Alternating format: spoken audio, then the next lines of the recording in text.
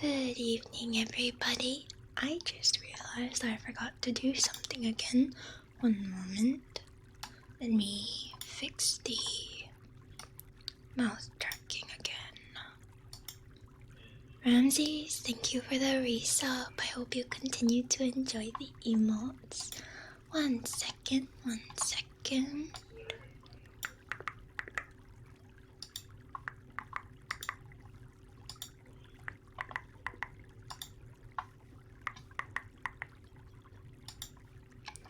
Alrighty. 66%, yeah. Soon I will extend the challenge time. Hello, everybody. Alrighty. I did at the very last minute remember to move the objection emote, so it is now in tier 2, I think. And then I have moved one other emote to tier 1. But good evening, Zeka. Good evening, Dr. Cordy. Good evening, Grader and Thrash. Hello, T-Deck. Hello, Joe. Hello, Mio. You served as well, yeah, exactly. Hello, Hirito. Welcome, welcome. Yes, and as a reminder, if you don't enjoy ASMR, you do not need to feel pressured to be here. Don't want to make anyone uncomfy. Hello, Dodge. I don't know about that, but thank you. Hello, good names. Yes, we're just getting started today. I am very late. I was trying to get a certain little thing working, but I could not, which is okay. I will try again tomorrow. It's cool though. Hello, hello. Yes, Winnie-the-Pooh, the first book, the 1926 book by A. Milne, became public domain this year, so we are going to read that. Another thing that became public domain was also the Bambi book, if I'm not mistaken. So maybe after that we could read that as well. But I think this is a pretty long book. Hello, Ashy. Thank you for the comfort trio. Yes, no shrimp. I will sit up straight and stretch to the left and stretch to the right, and I will drink some water.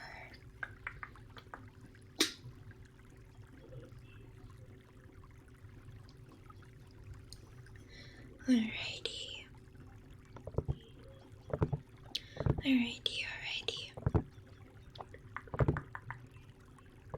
Are we reading nephew bedtime stories? No, we are not. He is sleeping in his own bed. If I were to read nephew bedtime stories for ASMR, that would be probably not ASMR. He does not know how to control his volume just yet. We're a long ways away from that. And that's okay. Alright. He gives off ASMR vibes. Well, that's true. I mean, truly you guys come here for him, right? He's the real ASMR artist in this house with all his very careful screaming in the background. Alright. This book has cute little illustrations too, apparently. A sweet thought, you're kind on. Thank you, French, but I don't actually intend to read my nephew bedtime stories during ASMR streams. Actually, he wanted to come in my room, and I was like, no. And he is streaming tonight. We cannot have nephew here during ASMR streams.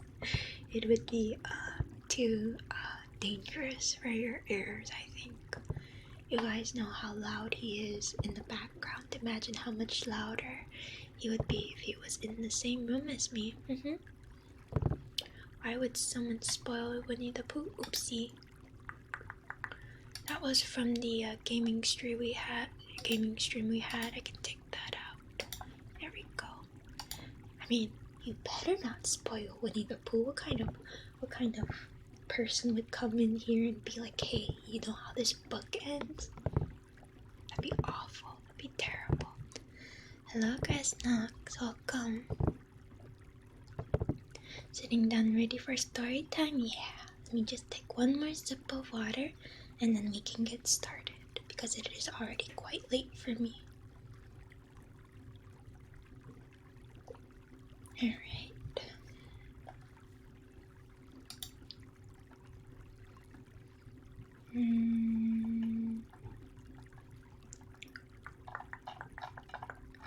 We'll just start from the beginning, that's fine. To her, hand in hand we come, Christopher Robin and I, to lay this book in your lap. Say you're surprised. Say you like it. Say it's just what you wanted. Because it's yours. Because we love you. Hello, Papa Rowland. The emotes are very cute, yeah.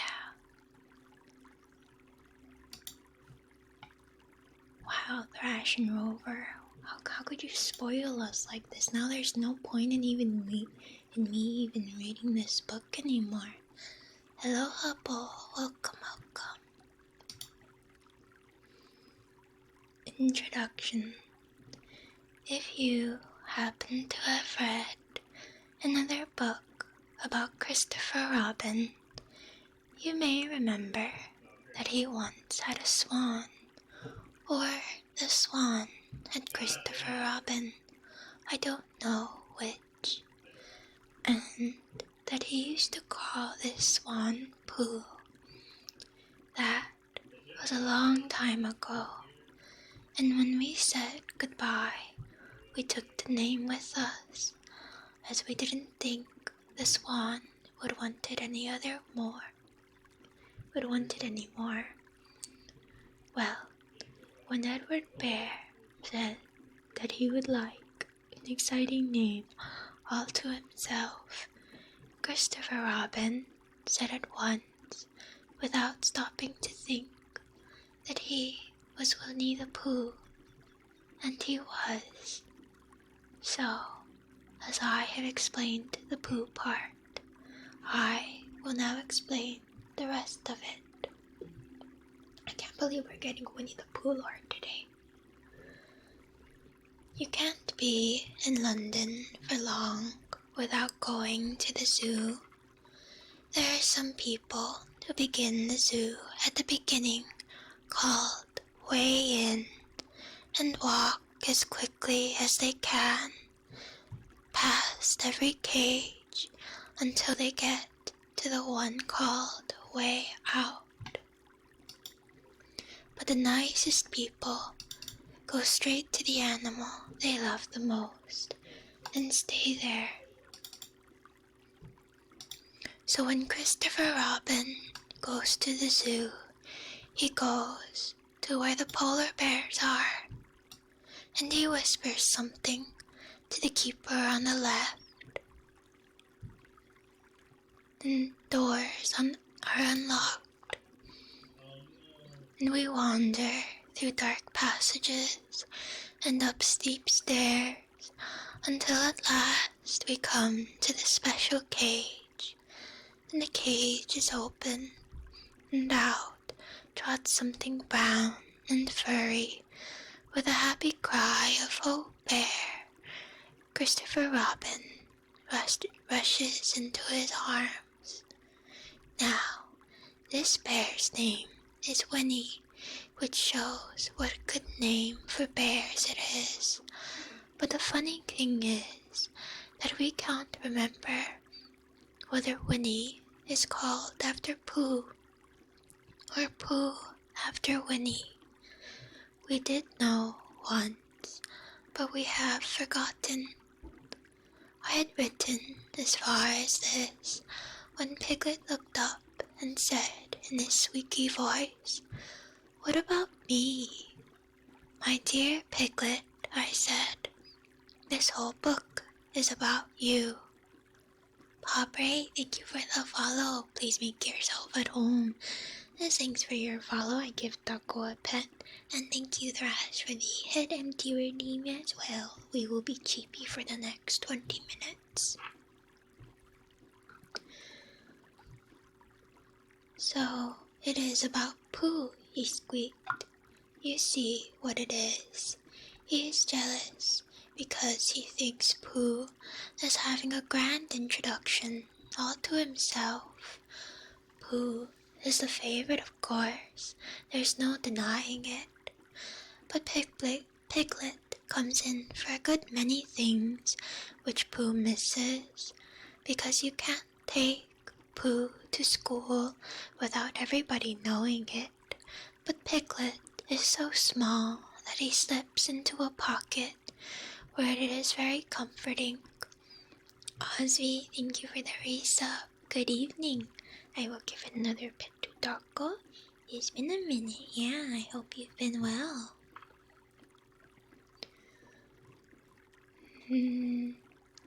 Where it is very comforting to feel him. When you're not quite sure whether twice 7 is 12 or 22. Thank you for the pet Taco Demonix. She is sleeping nicely today. And hello, Matthew. Welcome. Been doing well? Good, good. Yeah, I have been well. And hello, Grasnox. Welcome. Sometimes he slips out and has a good look in the ink pot, and in this way he has got more education than Pooh. But Pooh doesn't mind. Some have brains, and some haven't, he says. And there it is. And now all the others are saying, what about us? So perhaps the best thing to do is to stop writing introductions and get on with the book. Alrighty. Oh, they have a little map of the 100-acre woods. Very close to the North Pole, apparently. Nice for picnic. Kingu's house. Big stones and rock. Cute. Hello there, King. Welcome, welcome. Yeah, apparently, Winnie-the-Pooh is public domain, but Disney still owns its version of Winnie-the-Pooh, so you can't put a red shirt on the bear. That would make it copyright infringement, is what I learned when I was double checking to make sure that I was reading the right thing. Okay, Osby, have a nice lurk. Thank you for dropping by. Oh, Papa Roland, why? In the spirit of the cup, you will be spared.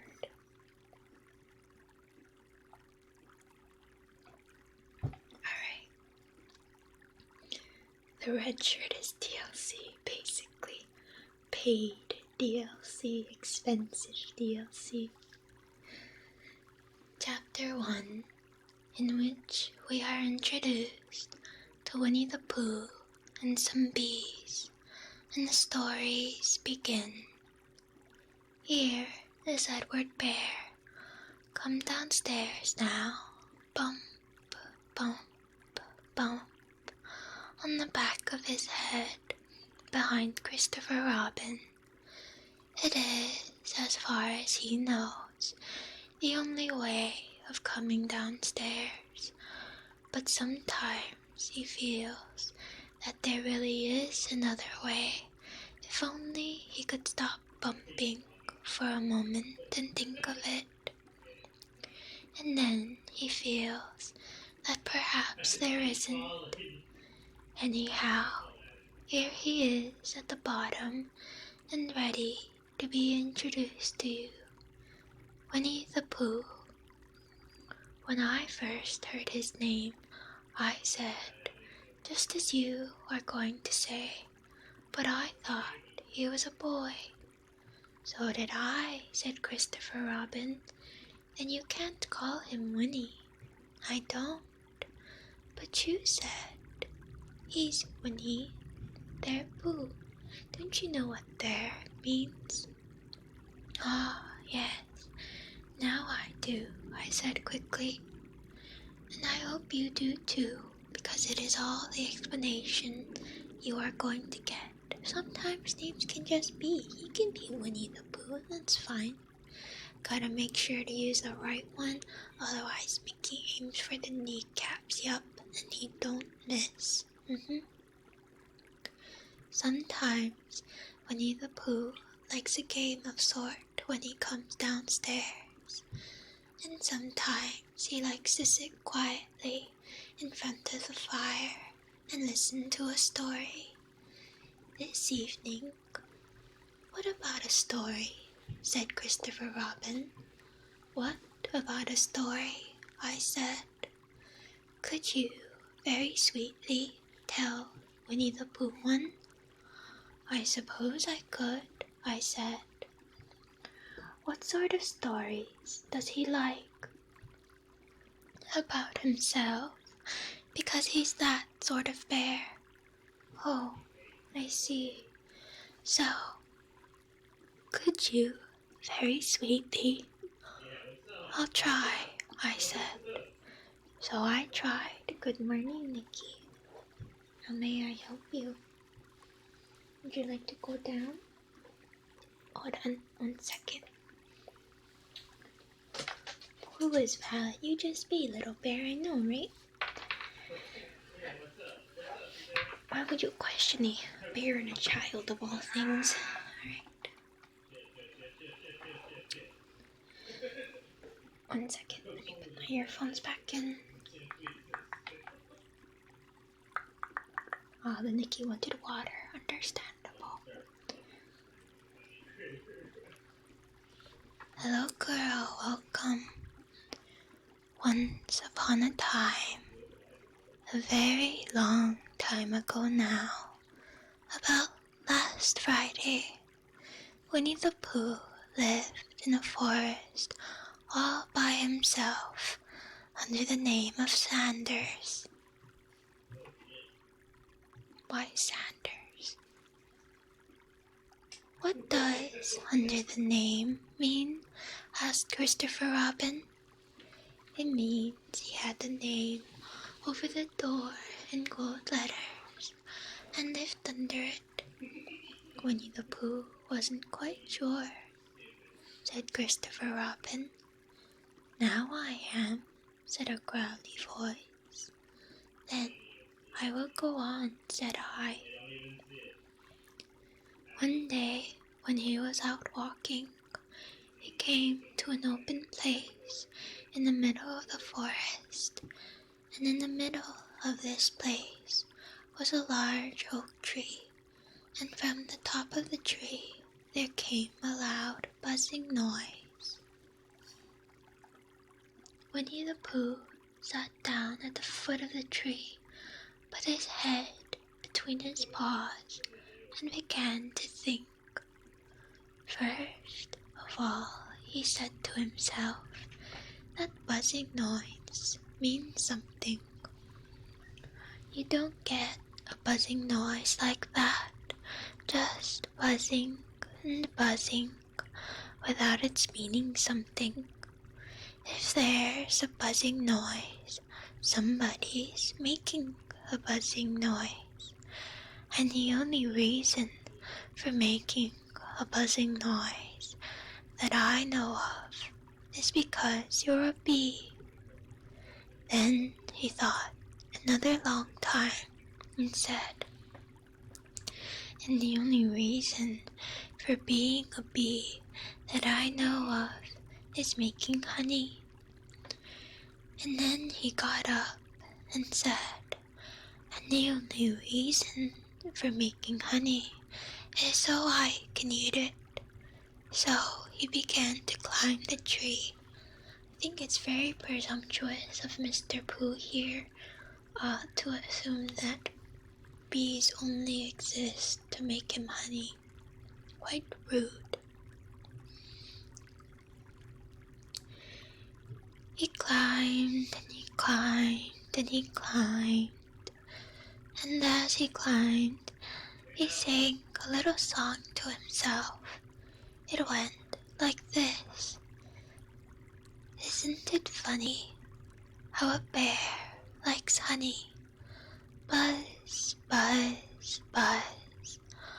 I wonder why he does. Such is the birthright of an apex predator. I see. Truly, he is ferocious. Then he climbed further, and a little further, and then just a little further. By that time, he had thought of another song. It's a very funny thought that if bears were bees, they'd build their nests at the bottom of trees, and that being so, if the bees were bears, we shouldn't have to climb up all these stairs. He was getting rather tired by this time, so that is why he sang a complaining song. He was nearly there now, and if he just stood on that branch, crack. "Oh, help," said Pooh, as he dropped 10 feet on the branch below him.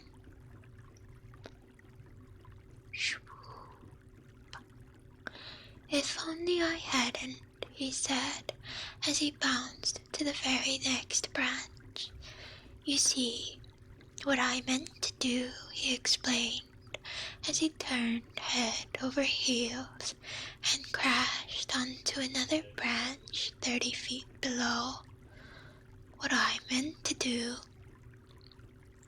Of course, it was rather, he admitted, as he slithered very quickly through the next 6 branches. "It all comes, I suppose," he decided, as he said goodbye to the last branch, spun round 3 times, and flew gracefully into a gorse bush. "It all comes of liking honey so much. Oh, help." And then he died. I can't believe it. This is how the story ends. Crazy. That falling Pooh picture is a mood, it really do be. He crawled out of the gorse bush, brushed the prickles from his nose, and began to think again. And the first person he thought of was Christopher Robin. "Was that me?" said Christopher Robin in an odd voice, hardly daring to believe it. "That was you." Christopher Robin said nothing, but his eyes got larger and larger, and his face got pinker and pinker. So Winnie-the-Pooh went round to his friend Christopher Robin, who lived behind the green door in another part of the forest. "Good morning, Christopher Robin," he said. "Good morning, Winnie-the-Pooh," said Hugh. "I wonder if you've got such a thing as a balloon about you." "A balloon? Yes," I said to myself coming along. Excuse the yawn. I wonder if Christopher Robin has such a thing as a balloon about him. I just said it to myself, thinking of balloons and wondering. "What do you want a balloon for?" he said. "Welcome, Edgenut." Winnie-the-Pooh looked around to see that nobody was listening, but put his paw to his mouth and said in a deep whisper, "Honey." "But you don't get honey with balloons." "I do," said Pooh. "Well, it just happened that you had been to a party the day before at the house of your friend Piglet, and you had balloons at the party.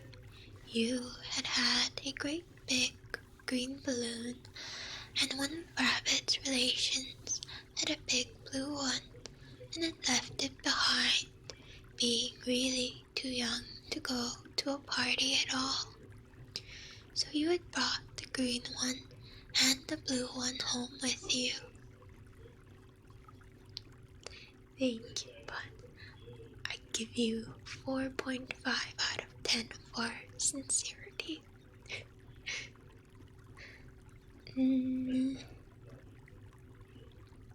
Where was I?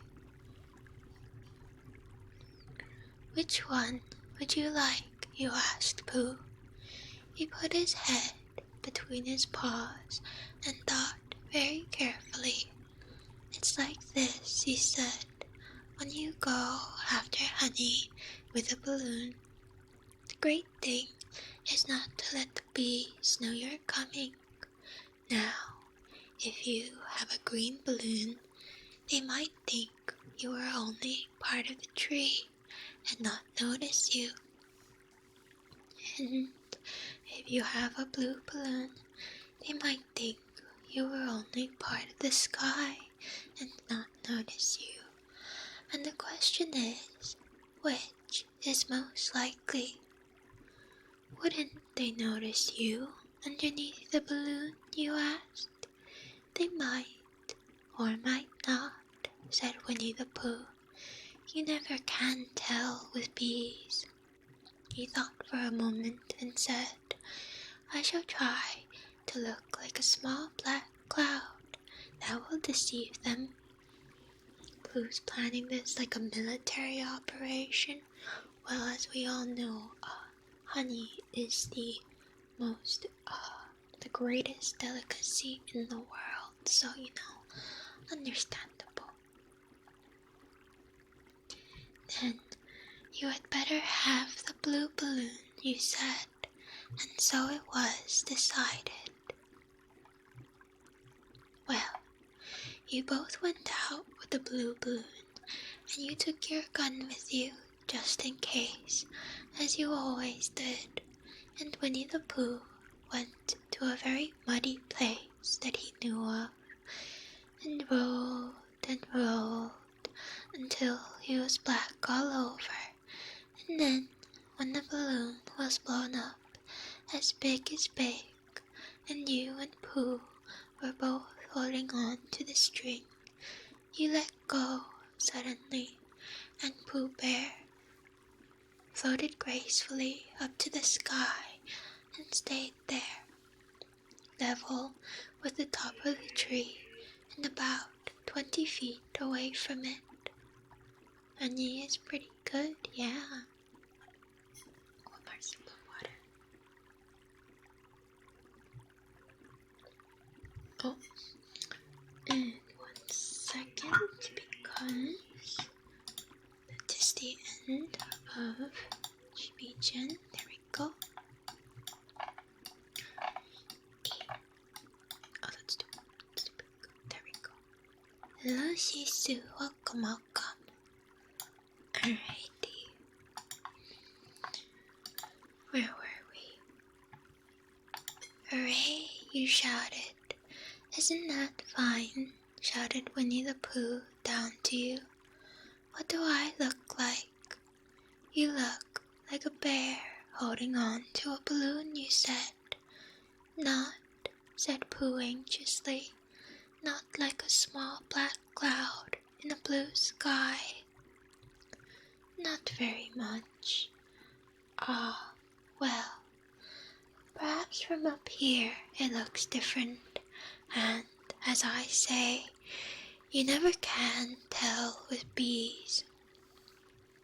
There was no wind to blow him nearer to the tree, so there he stayed. He could see the honey, he could smell the honey, but he couldn't quite reach the honey. After a little while, he called down to you. Christopher Robin, he said in a loud whisper. Hello? I think the bees might suspect something. What sort of thing? I don't know, but something tells me that they're suspicious. Perhaps they think that you're after their honey. It may be that. You never can tell with bees. There was another little silence, and then he called down to you again. Christopher Robin. Yes. Have you an umbrella in your house? I think so. I wish you would bring it out here. Excuse me, another yawn.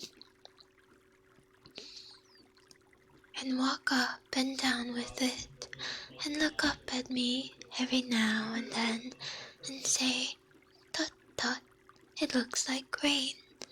I think if you did that, it would help the deception which we are practicing on these bees. Well, you laughed to yourself.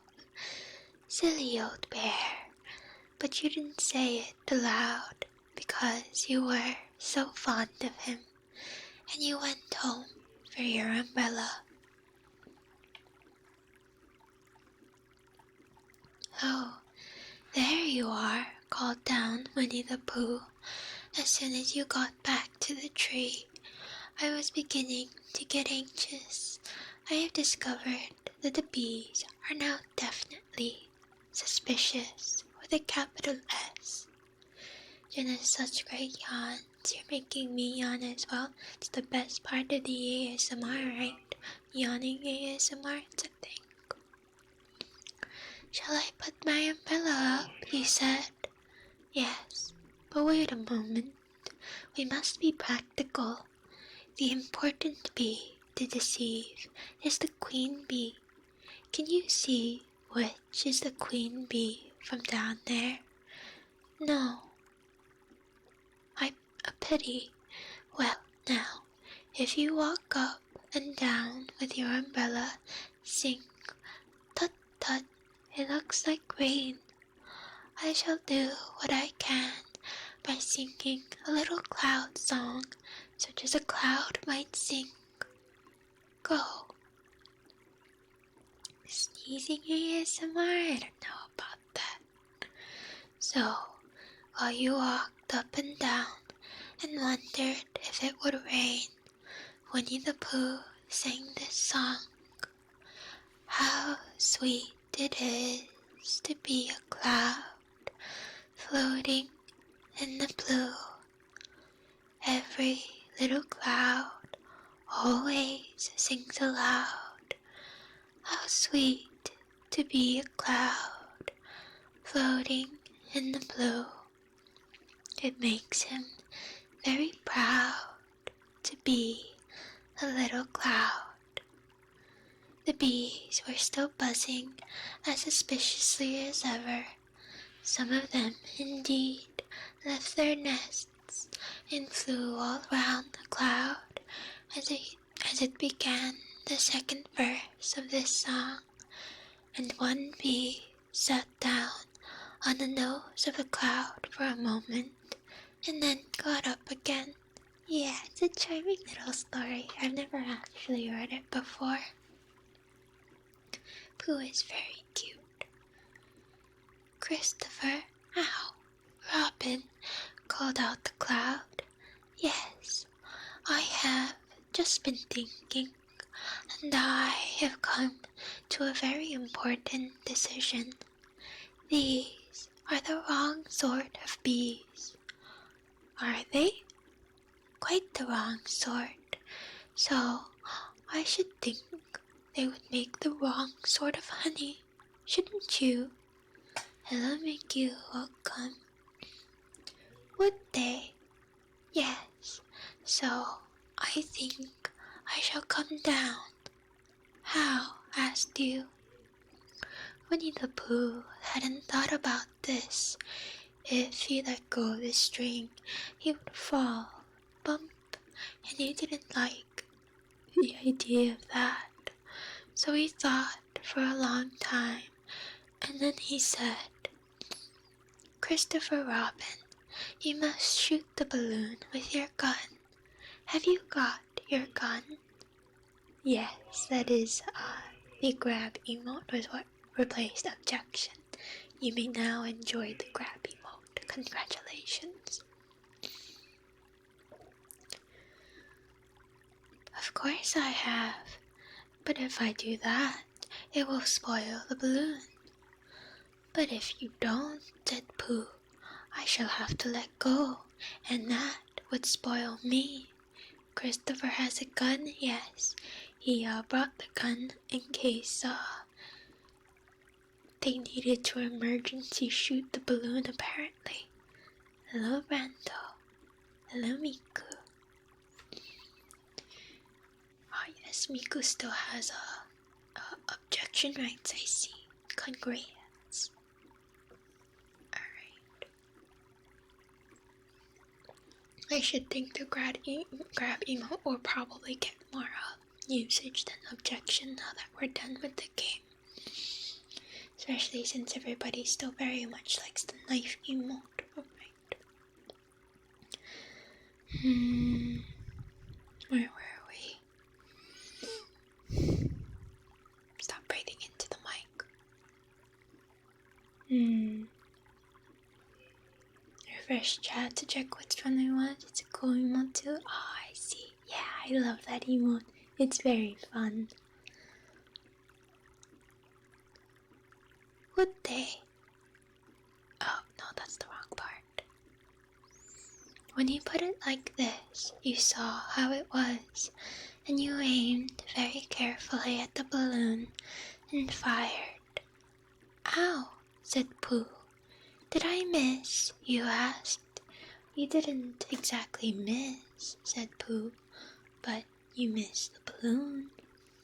I'm so sorry, you said, and you fired again, and this time you hit the balloon, and the air came out slowly, and Winnie-the-Pooh floated to the ground.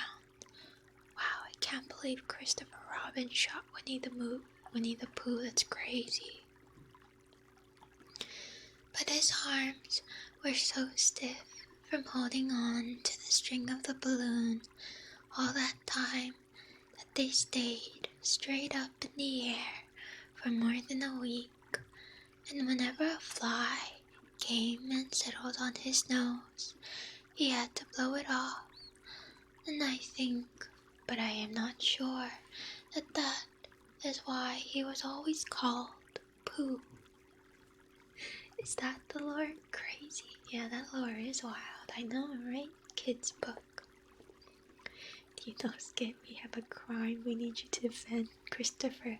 But he did do it. He's guilty. We only defend the innocent. I know, right?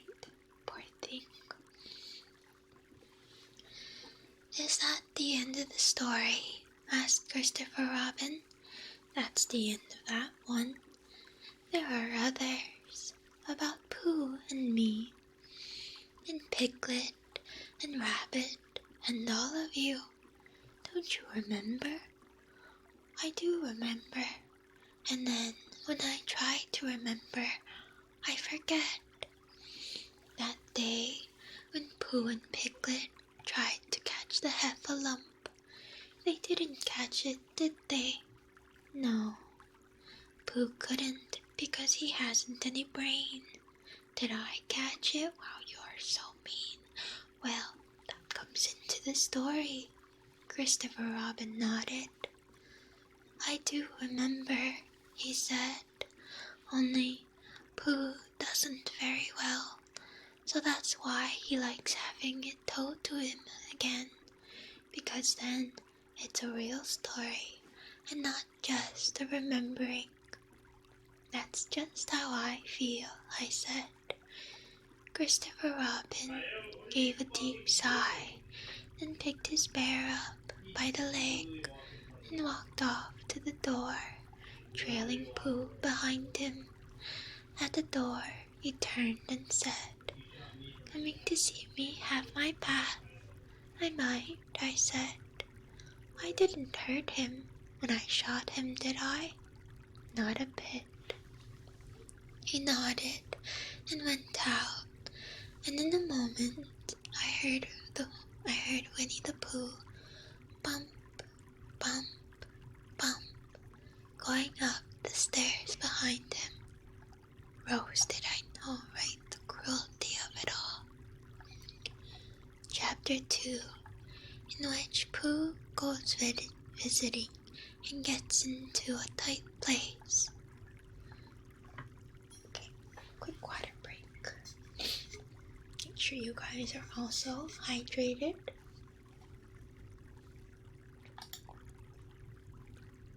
No dehydrations allowed here. Alrighty.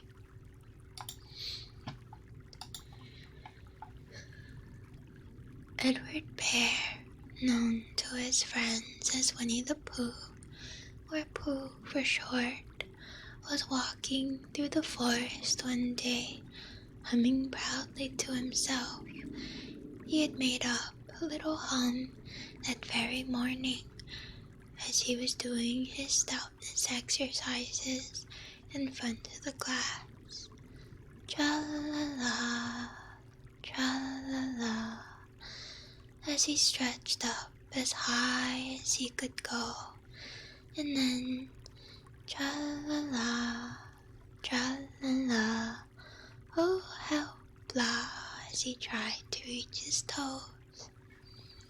After breakfast, he had said it over and over to himself until he had learnt it off by heart, and now he was humming it right through properly. It went like this. Your energy counts always, sure, and if coffee's how you get through the day, then so be it, as long as you enjoy it. Tra-la-la, tra-la-la, tra-la-la, tra-la-la, rum-tum, tid-rum-tum, tiddle-iddle, tiddle-iddle, tiddle-iddle, tiddle-iddle, rum-tum-tum, tiddle-um.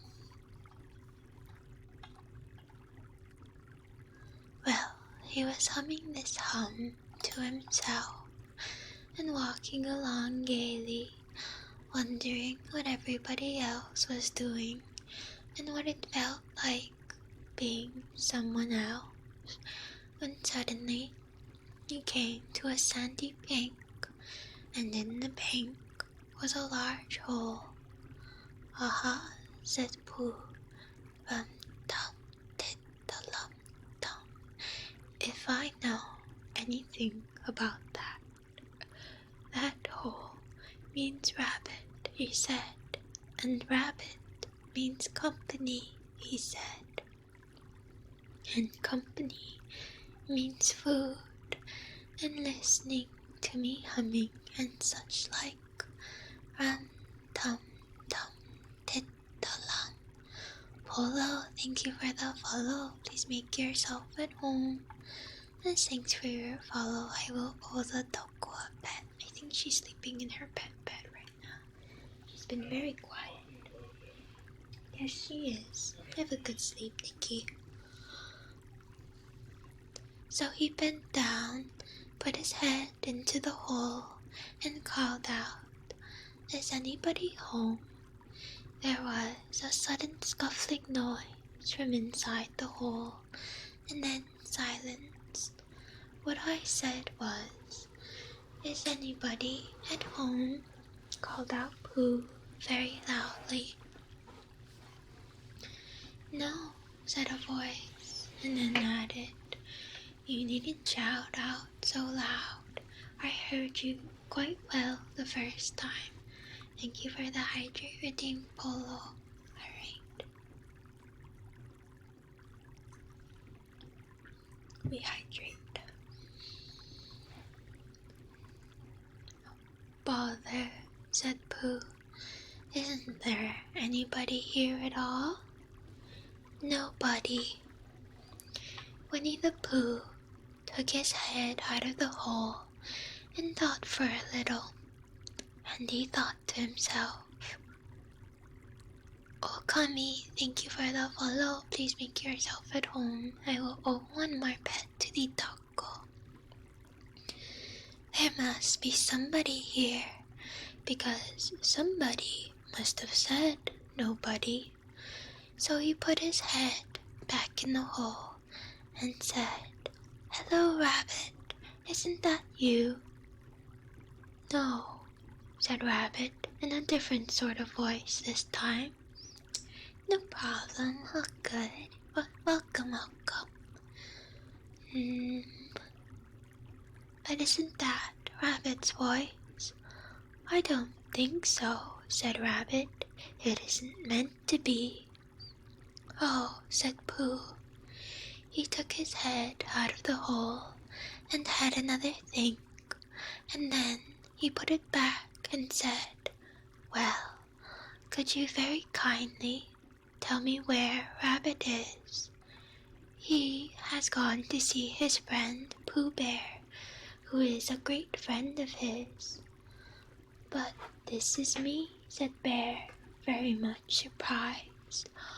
What sort of me? Pooh Bear. Are you sure? Said Rabbit, still more surprised. Quite sure, said Pooh. Oh, well then, come in.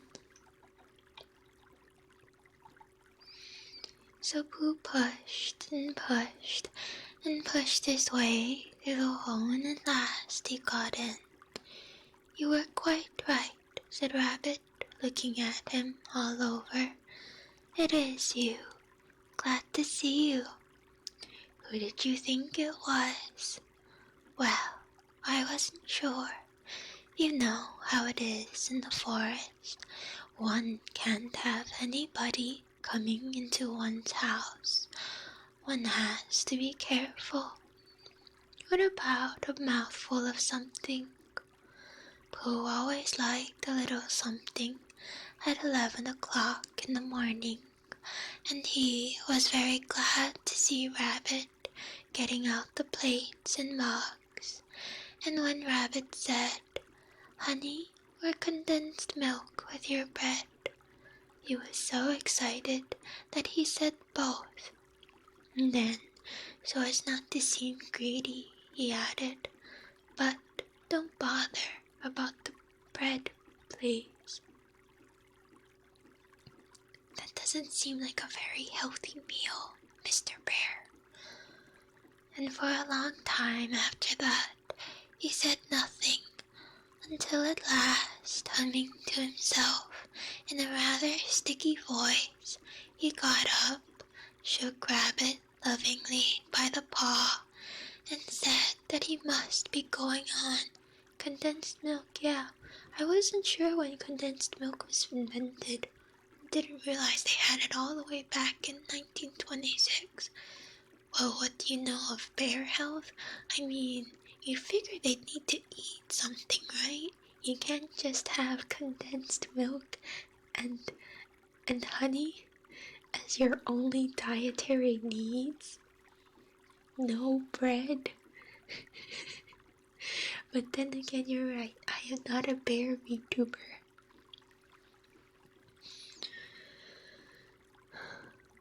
Where was I? And for a long time after that, he said nothing, until at last, humming to himself in a rather sticky voice, he got up, shook Rabbit lovingly by the paw, and said that he must be going on. "Must you?" said Rabbit politely. "Well," said Pooh, "I could stay a little longer if you," and he tried very hard to look in the direction of the larder. "As a matter of fact," said Rabbit, "I was going out myself directly." "You're not a tuber?" I am not a tuber, no." "Well, goodbye, if you're sure you won't have any more." "Is there any more?" asked Pooh quickly. Rabbit took the covers off the dishes and said no, there wasn't. "I thought not," said Pooh, nodding to himself. "Well, goodbye. I must be going on. I can't believe you're just using your friends for the food that they provide for you. Come on, man." So he started to climb out of the hole. He pulled with his front paws and pushed with his back paws, and in a little while his nose was out in the open again, and then his ears, and then his front paws, and then his shoulders, and then... "Oh, help," said Pooh. "I'd better go back." "Oh, bother," said Pooh. "I shall have to go on." "I can't do either," said Pooh. "Oh, help and bother." Now, by this time, Rabbit wanted to go for a walk too, and finding the front door full, he went out by the back door and came round to Pooh and looked at him. Hello, are you stuck? He said. No, said Pooh carelessly, just resting and thinking and humming to myself.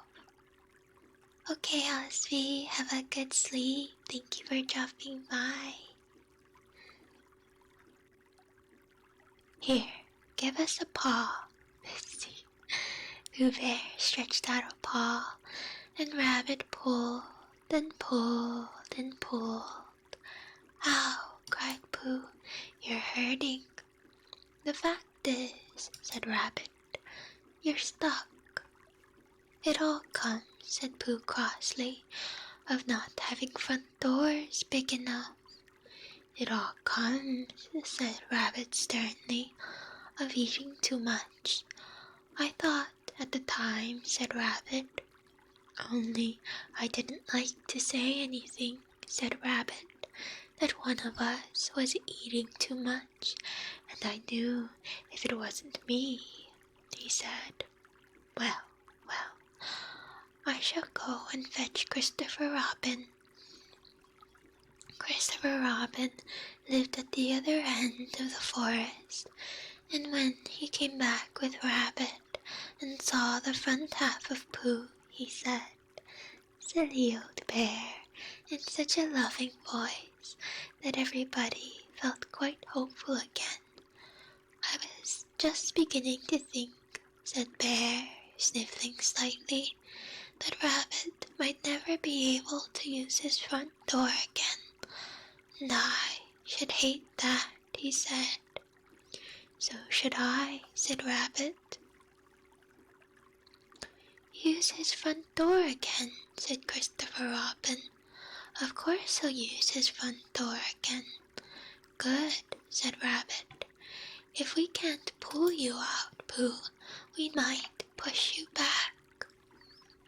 Rabbit scratched his whiskers thoughtfully and pointed out that when once Pooh was pushed back, he was back, and of course nobody was more glad to see Pooh than he was. Still, there it was.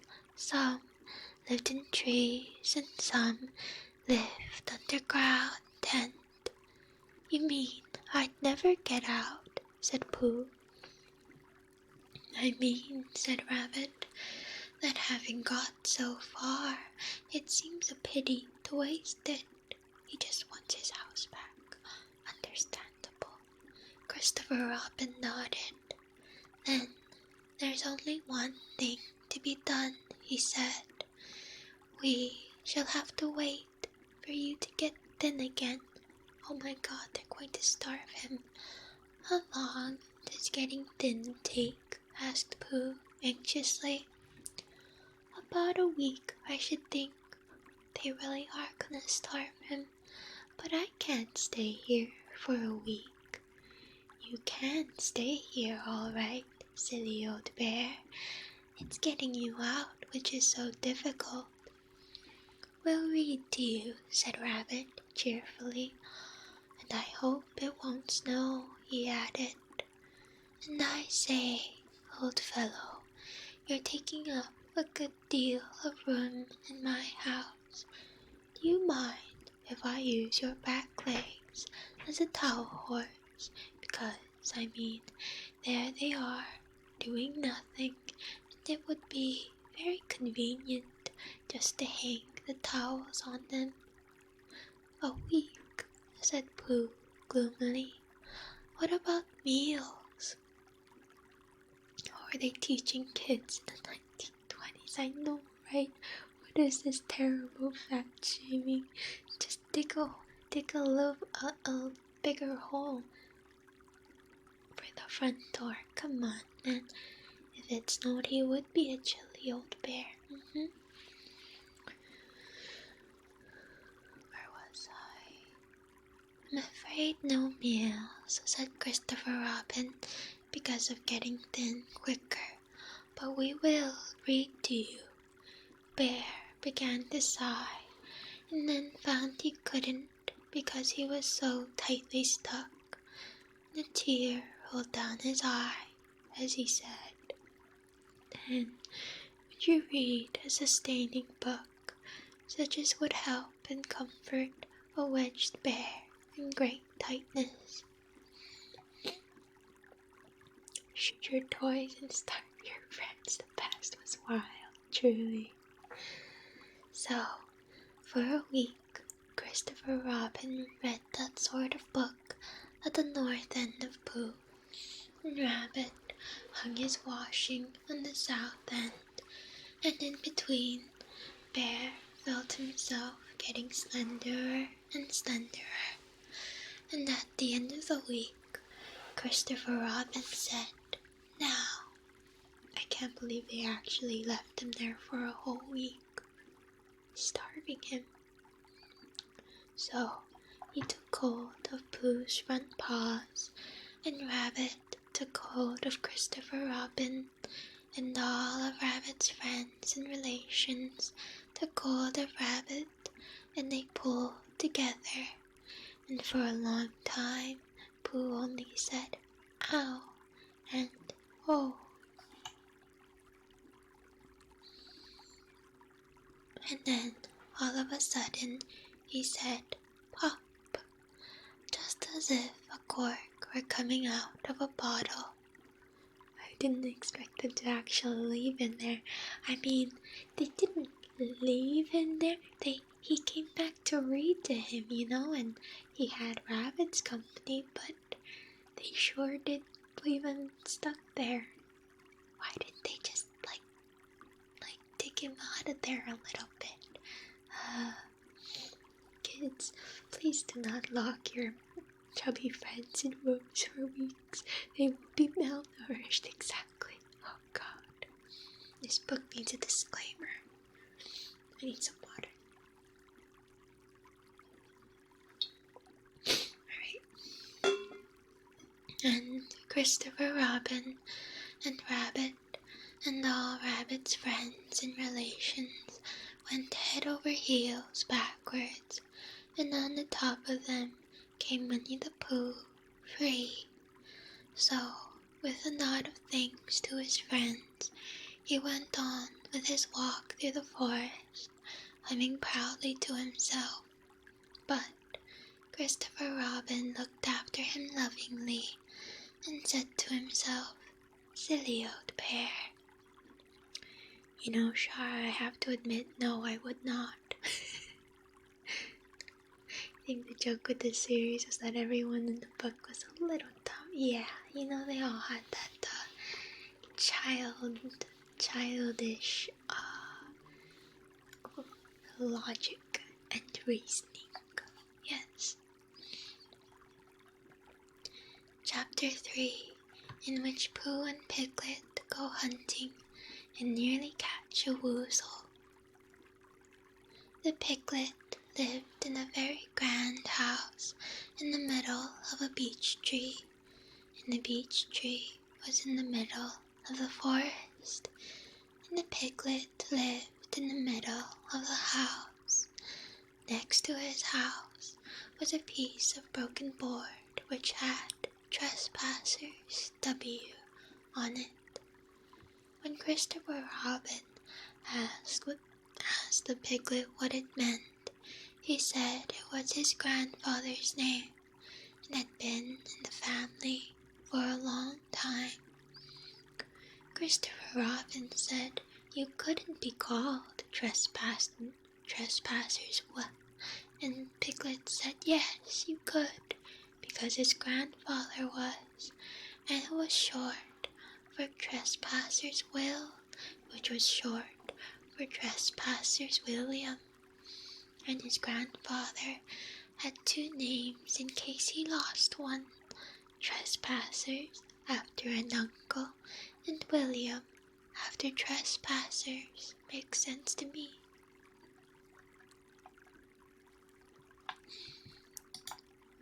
"I've got two names," said Christopher Robin carelessly. "Well, there you are. That proves it," said Piglet.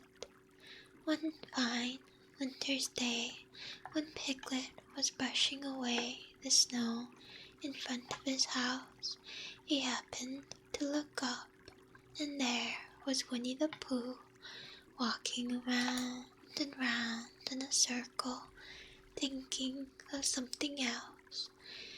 And when Piglet called out to him, he just went on walking. "Hello," said Piglet. "What are you doing?" "Hunting," said Pooh. "Hunting what?" "Tracking something," said Winnie the Pooh, very mysteriously. I hate it when I lose one of my names. Yeah, that's why some of us have middle names, right? In case we lose our other names. Exactly.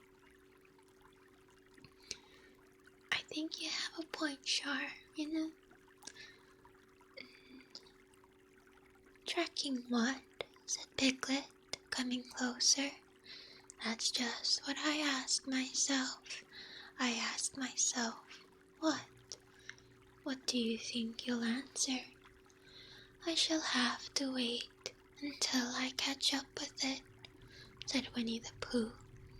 "Now, look here." He pointed to the ground in front of him. "What do you see there?" "Verily, thank you for the follow. Please make yourself at home." And Nashi, thank you for the stretch your demon posture check. Oh, I thought Nikki made a sound, but I think she didn't. Keep a spare name in the safety deposit box. Yeah, you gotta protect it. God knows what'll happen if you lose all your names. Then no one will be able to perceive you.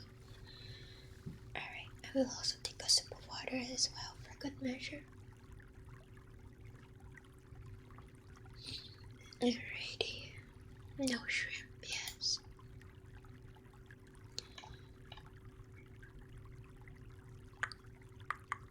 What do you see there? "Tracks," said Piglet. "Paw marks." He gave a little squeak of excitement. "Oh, Pooh, do you think it's a woozle?" "It may be," said Pooh. "Okay, Ashy, have a good sleep. Thank you for dropping by. Happy readings. Thank you. "It may be," said Pooh. "Sometimes it is, and sometimes it isn't. You never can tell with paw marks." With these few words he went on tracking, and Piglet, after watching him for a minute or two, ran after him. "Hello, Soul, welcome." Winnie the Pooh had come to a sudden stop and was bending over the tracks in a puzzled sort of way. "What's the matter?" asked Piglet. "I am good, thank you, and thank you for the country. We are just reading some Winnie the Pooh today."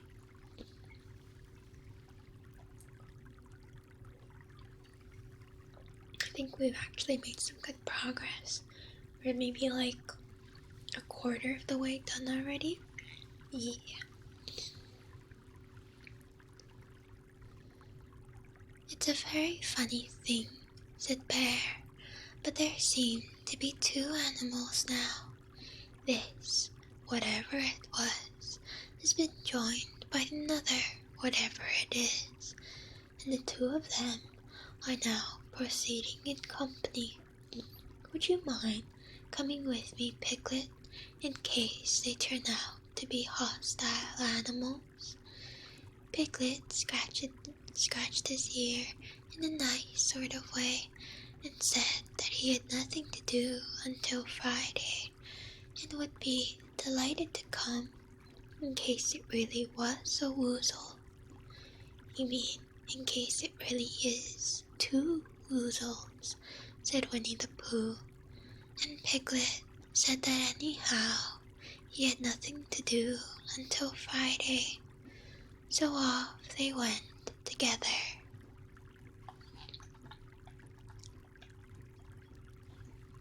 "Hello, Rebel Heart, welcome."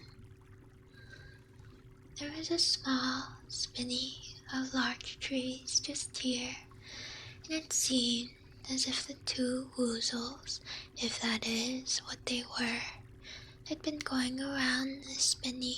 Hello, mighty. And not Luna, thank you for the follow. Please make yourself at home. And thanks for your follow. I will oditoko another pet.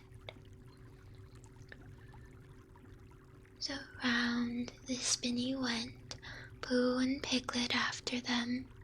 Piglet passing the time by telling Pooh what his grandfather, Trespassers W, had done to remove stiffness after tracking, and how his grandfather, Trespassers W, had suffered in his later years from shortness of breath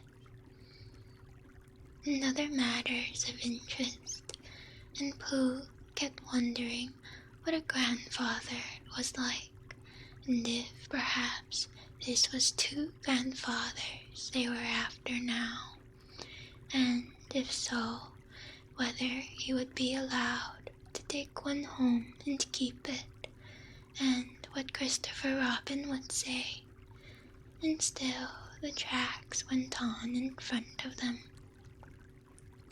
Suddenly, Winnie-the-Pooh stopped and pointed excitedly in front of him. "Look!" "What?" said Piglet with a jump. And then, to show that he hadn't been frightened, he jumped up and down once or twice, more in an exercising sort of way. "The tracks," said Pooh. "A third animal has joined the other two." "Pooh," cried Piglet, "do you think it is another woozle?" "No," said Pooh, because it makes different marks. It is either two woozles and one, as it might be whistle, or two, as it might be whistles and one. If so, it is woozle. Let us continue to follow them." So they went on, feeling a little anxious now, in case the three animals in front of them were of hostile intent, and Piglet wishes very much that his grandfather T.W. were there instead of elsewhere, and Pooh thought how nice it would be if they met Christopher Robin suddenly, but quite accidentally, and only because he liked Christopher Robin so much. And then, all of a sudden, Winnie-the-Pooh stopped again and licked the tip of his nose in a cooling manner, for he was feeling more hot and anxious than ever in his life before. There were 4 animals in front of them. I love the public domain. Yeah, it's nice to finally be able to read books that are not quite so niche, I guess. It's nice to have more things to read. Do you see, Piglet? Look at their traps. 3, as it were, woozles, and 1, as it was, whistle. Another woozle has joined them.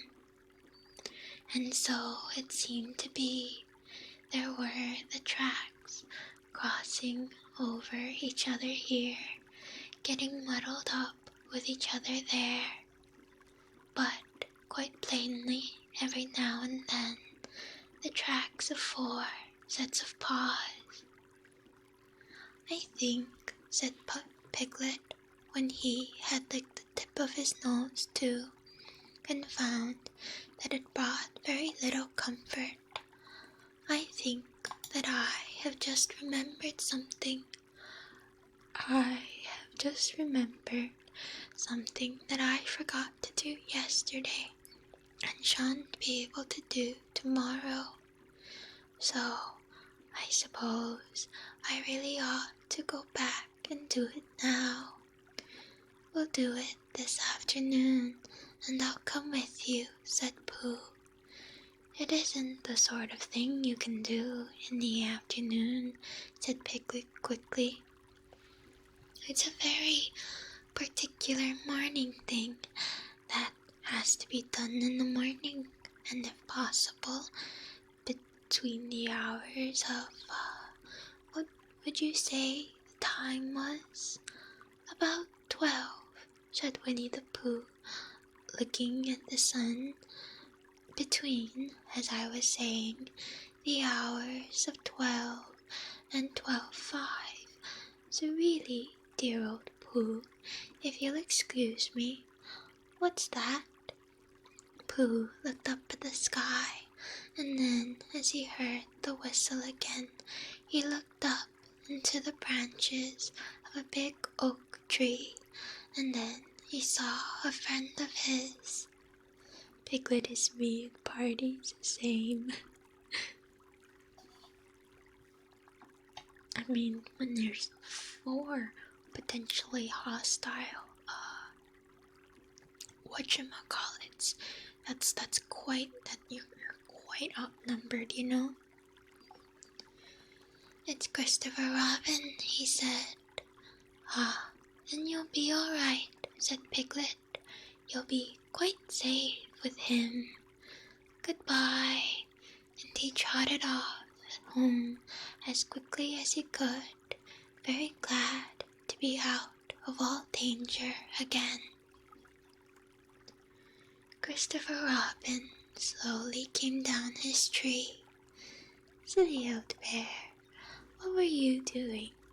First you went round the spinney twice by yourself, and then Piglet ran after you, and you went round again together, and then you were just going around the 4th time. Wait a moment, said Winnie-the-Pooh, holding up his paw. Hello, Kraken. Stream is good, thank you. We are just vibing and reading about a very smart little bear. I think for all intents and purposes, you know, he is very smart, you know? Nice, yeah. Winnie-the-Pooh is a cute little story.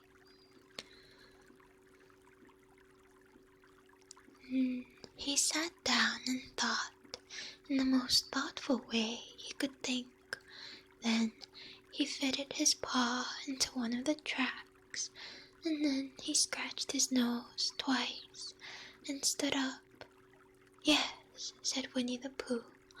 I see now, said Winnie-the-Pooh. Hello, Gaspas, welcome. I have been foolish and deluded, said he, and I am a bear of no brains at all. You know, I think it takes a certain level of smarts to realize that you were being a little silly. You're the best bear in all the world, said Christopher Robin soothingly. Am I? Said Pooh hopefully, and then he brightened up suddenly. Anyhow, he said, it is nearly luncheon time, so he went home for it. Fair enough. Woozle the Pooh pretty much. Alright. Chapter 4, in which Eeyore loses a tail and Pooh finds one. The old grey donkey Eeyore stood by himself in a thistly corner of the forest, his front feet well apart, his head on one side, and thought about things. Sometimes he thought sadly to himself, why? And sometimes he thought, wherefore? And sometimes he thought, inasmuch as which? And sometimes he didn't quite know what he was thinking about. So, when Winnie the Pooh came stumping along, Eeyore was very glad to be able to stop thinking for a little while in order to say, "How do you do?" in a gloomy manner to him. In your story, yeah. Bamboozled, oh boy. I'm glad it is cozy, Grader. "And how are you?" said Winnie the Pooh. Eeyore shook his head from side to side. "Not very, how?" he said. "I don't seem to have felt at all for a long time." "Dear, dear," said Pooh, "I'm sorry about that. Let's have a look at you." "Okay, Kraken, have a good sleep. And hello, Bridget, welcome." So Eeyore stood there, gazing sadly at the ground, and Winnie the Pooh walked round him once. "Why, what's happened to your tail?" he said in surprise. "What has happened to it?" said Eeyore. "It isn't there." "Are you sure?" "Yeah, I hope tomorrow's better for you, Kraken." "Well, either a tail is there, or it isn't there. You can't make a mistake about it. And yours isn't there. Then what is?" "Nothing." Many kids start as a ticker but grow up to be Eeyore. I think for me, Ticker was always too much energy for me. He's just one of those characters that you look at and you feel exhausted. Kind of like my nephew. "Hello, Nagichi, welcome."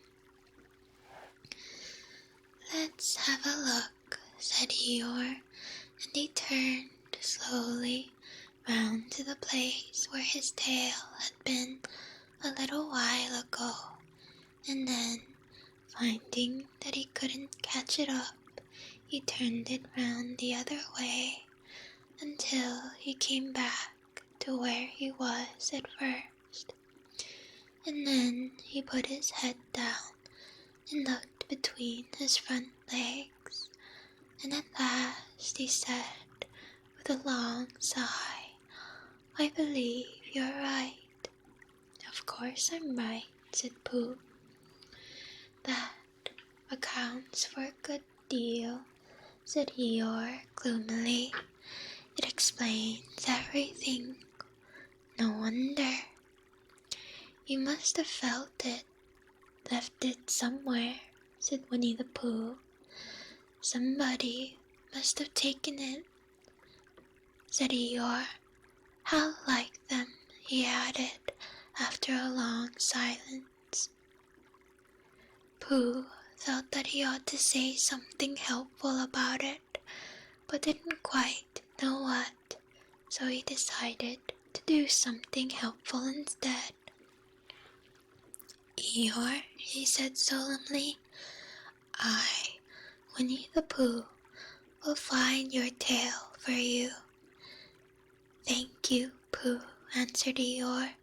"You're a real friend," said he. "Not like some," he said. "Wow, are you really vain people right now, Eeyore? It's not very polite." So Winnie the Pooh went off to find Eeyore's tail. It was a fine spring morning in the forest as he started out. Little soft clouds played happily in the blue sky, skipping from time to time in front of the sun as if they had come to put it out, and then sliding away suddenly so that the next might have his turn. Through them and between them the sun shone bravely, and the copse, which had worn its furs all the year round, seemed old and dowdy now beside the new green lace which the beeches had put on so prettily. Through copse and spinney marched Bear, down open slopes of gorse and heather, over rocky beds of streams, up steep banks of sandstone, into the heather again, and so at last, tired and hungry, to the 100-acre wood, for it was in the 100-acre wood that Owl lived. You're throwing shade. The others know what they did, I know, right? The rudeness of it all. And if anyone knows anything about anything, said Bear to himself, it's Owl who knows something about something. He said, or my name's not Winnie-the-Pooh. He said, which it is, he added, so there you are. Owl lived at the Chestnuts, an old-world residence of great charm, which was grander than anybody else's, or so seemed so to Bear, because it had both a knocker and a bell pull. Underneath the knocker there was a notice which said, "Please ring if an answer is required." Underneath the bell pull there is a notice which said, "Please knock if an answer is not required." Answer, is it answer? Maybe. These notices had been written by Christopher Robin, who was the only one in the forest who could spell. For Owl, wise though he was in many ways, able to read and write and spell his own name, Wall, yet somehow wouldn't all to pieces over delicate words like measles and buttered toast. Winnie-the-Pooh read the two notices very carefully from left to right, and afterwards, in case he had missed some of it, from right to left. Then, to make quite sure, he knocked and pulled the knocker, and he pulled and knocked the bell rope, and he called out in a very loud voice, "Owl, I require an answer. It's Bear speaking." And the door opened, and Owl looked out. "Hello, Pooh," he said. "How's things?" "Terrible and sad," said Pooh, "because Eeyore, who is a friend of mine, has lost his tail, and he's moping about it. So could you very kindly tell me how to find it for him?" "Well," said Owl, "the customary procedure in such cases is as follows." "What does crustamony proceed cake mean?" said Pooh, "for I am a bear of very little brain, and long words bother me." "It means the thing to do." "As long as it means that, I don't mind," said Pooh humbly. "The thing to do is as follows. First, issue a reward. Then, just a moment," said Pooh, holding up his paw. what do we do to this? What were you saying? You sneezed just as you were going to tell me. I didn't sneeze. Yes, you did, Owl. Excuse me, Pooh. I didn't. You can't sneeze without knowing it. Yes, crustimony proceed cake. Of course, it all has to be somehow related to food. What I said was, first issue a reward. You're doing it again, said Pooh sadly. A reward, said Owl very loudly. We write a notice to say that we will give a large something to anybody who finds Eeyore's tail. I see, said Pooh, nodding his head. Talking about large somethings, he went on dreamily, I generally have a small something about this time in the morning, and he looked wistfully at the cupboard in the corner of Owl's parlor. Just a mouthful of condensed milk or whatnot, with perhaps a lick of honey. I can't believe old Pooh used to just be really addicted to condensed milk. That's crazy. Well then, said Owl, we write out this notice and we put it up all over the forest.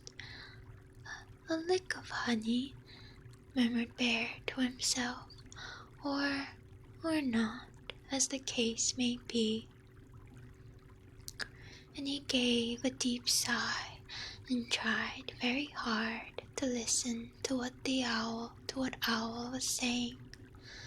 But Owl went on and on, using longer and longer words, until at last he came back to where he started, and he explained that the person to write out this notice was Christopher Robin. They removed his love of milk and replaced it with more honey. I know, right? I can't believe they just drop his lore like that. It's crazy. It was he who wrote the ones on my front door for me. Did you see them, Pooh? For some time now, Pooh had been saying yes and no in turn with his eyes shut to all that Owl was saying aloud. And having said yes last time, he said no, not at all now, without really knowing what Owl was talking about. Didn't you see them? Said Owl, a little surprised. Come and look at them now.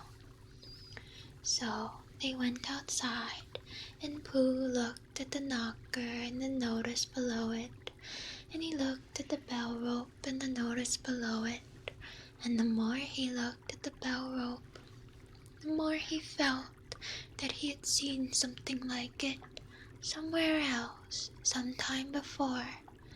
Handsome bell rope, isn't it? Said Owl. Pooh nodded. It reminds me of something, he said, but I can't think what. Where did you get it? I just came across it in the forest. It was hanging over a bush. Oh my god. And I thought at first somebody lived there. So I rang it and nothing happened. And then I rang it very loudly and it came off in my hand. And as nobody seemed to want it, I took it home and... Owl, said Pooh solemnly, you made a mistake. Somebody did want it. Who? Eeyore, my dear friend Eeyore. He was fond of it. Fond of it? Attached to it, said Winnie-the-Pooh sadly. Oh my god. Wait, is that what it looked like earlier too? Kind of. It's just harder to see since it was smaller. I can't believe that owl just stole his tail like that. It's crazy. Hello, Kim. Welcome. I come to listen to your narrator voice. Oh, thank you. I hope you enjoy. Hello, Ellen. Welcome, welcome. We have just found out that the owl is a thief. Oh my God, he's putting a hammer. Oh God, that looks painful. So, with these words, he unhooked it and carried it back to Eeyore. And when Christopher Robin had nailed it on in its right place again, Eeyore frisked about the forest, waving his tail so happily that Winnie-the-Pooh came over all funny and had to hurry home for a little snack of something to sustain him. Piercings, oh God, not with the hammer, please. And, wiping his mouth half an hour afterwards, he sang to himself proudly, "Who found the tail?" "I," said Pooh. At 1:45, only it was 11:15 really, "I found the tail." Good morning, Mr. Kanungus. I hope Pooh Bear has been nice and chill. Yeah, mostly. It looks more like a little bit of torture to me, but we can ignore that. I'm starting to get the feeling Christopher Robin may be a sociopath. Well, as long as Eeyore's happy, right? Look at him, he looks so happy. Chapter 5, in which Piglet meets a heffalump. One day, when Christopher Robin and Winnie-the-Pooh and Piglet were all talking together, Christopher Robin finished the mouthful he was eating and said carelessly, "I saw a heffalump today, Piglet." What was it doing? The last time Eeyore ever smiled. He smiles sometimes. Just like usually he's a little bit gloomy is all, and that's okay. It's alright to feel down. Just slumping along, said Christopher Robin. I don't think it saw me. I saw one once, said said Piglet. At least, I think I did, he said. Only, perhaps it wasn't. Hello, Sup, we don't have an age command. Is that something people normally do? Hello, Hunktown, welcome, thank you for dropping by. So did I, said Pooh, wondering what a heffalump was. You don't often see them, said Christopher Robin carelessly. Not now, said Piglet. Not at this time of year, said Pooh. Eeyore was the original Hide the Pain Herald, oh God. Then they all talked about something else. Good morning, Mickey Doodle. More food, okay. Until it was time for Pooh and Piglet to go home. At first they stumped along the path which edged the 100-acre woods. They didn't say much to each other, but when they came to the stream and had helped each other across the stepping stones and were able to walk side by side again over the heather, they began to talk in a friendly way about this and that, and Piglet said, "Good morning, Mickey." "I hear a friend, yeah, she was sleeping and she just woke up. Thank you for the Petotoko redeem, Char, and thank you, Mr. Kanungus, for the hair tuck redeem." Pet, pet, pet. There you go. I don't know what she wants yet. She's in that like post-nap mode. Let me see if she's hungry or thirsty. Alrighty. Where were we? And let me also drink some water.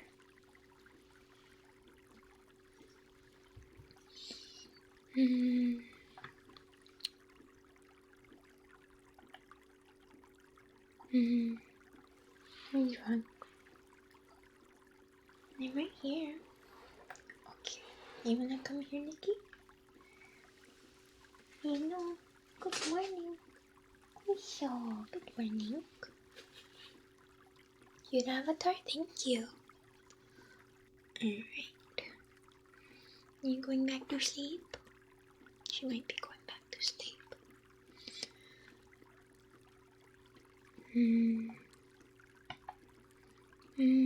Where were we?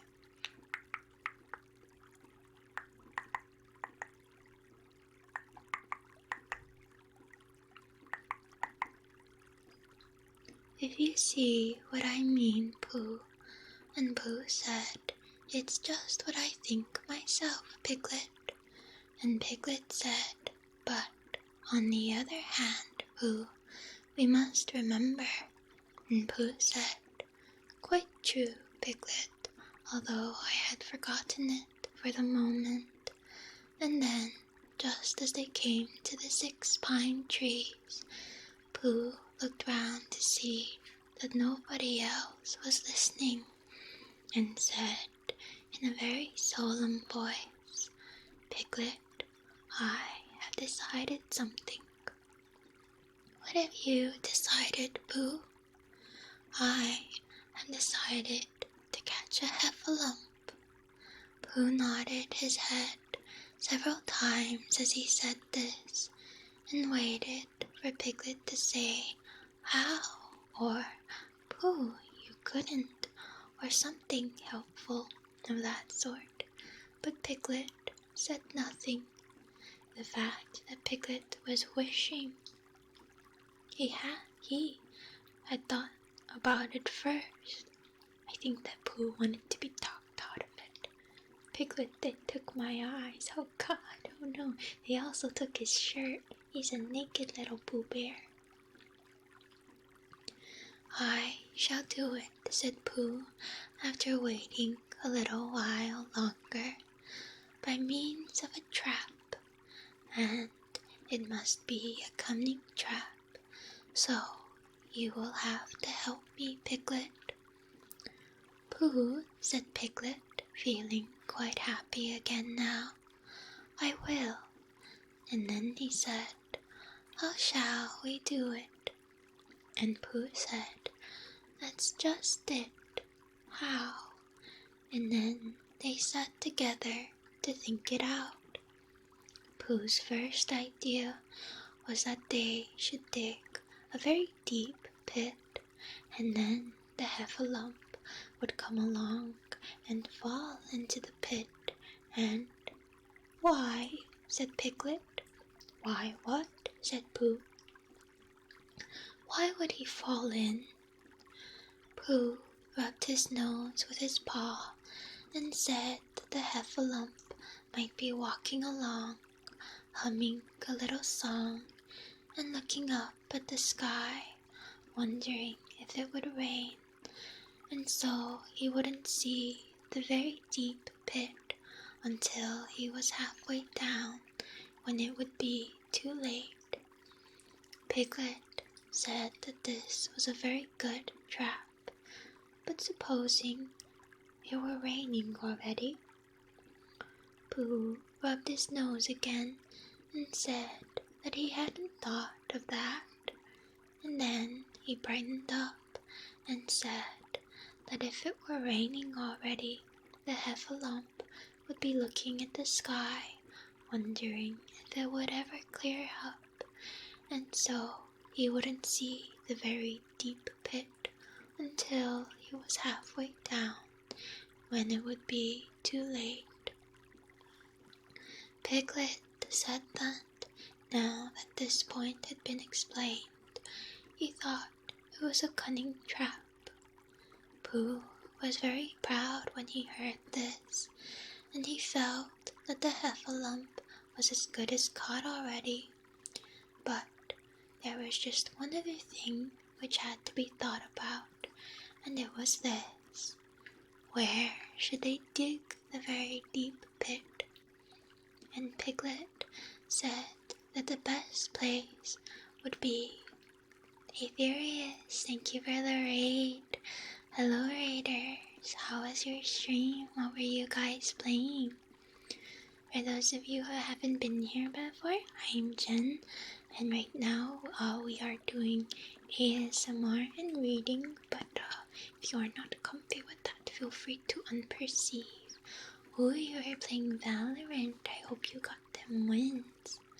Hello, K-Walls. Hello, Neon.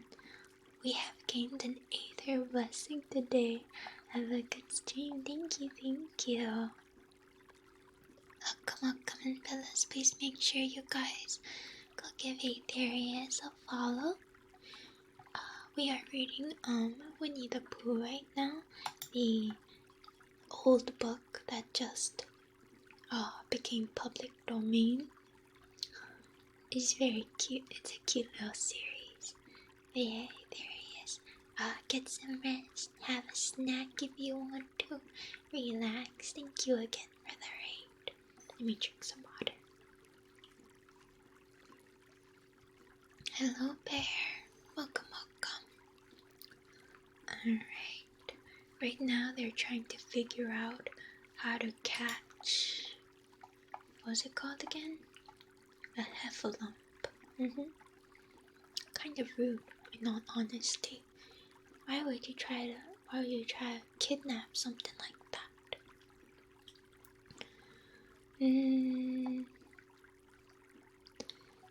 Piglet said that the best place would be somewhere where a heffalump was, just before he fell into it, only about a foot farther in.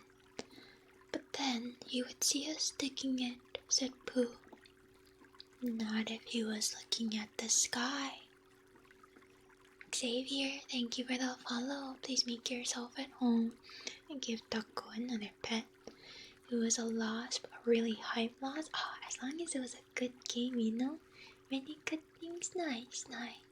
I'm glad to hear you had fun. There's a lot of almost crimes in these books. Some of them are straight up crimes. I mean, Owl committed theft. Christopher Robin committed assault. Pooh committed attempted theft and also obstruction, quite literally. Stealing things was what we did best. Is that so?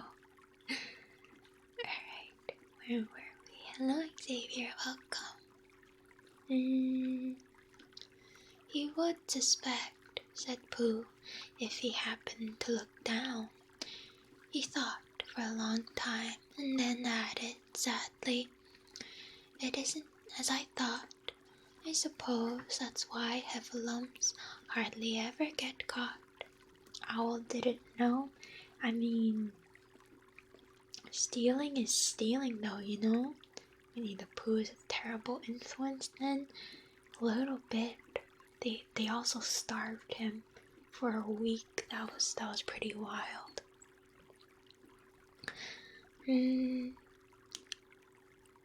Where was I now? "That must be it," said Piglet.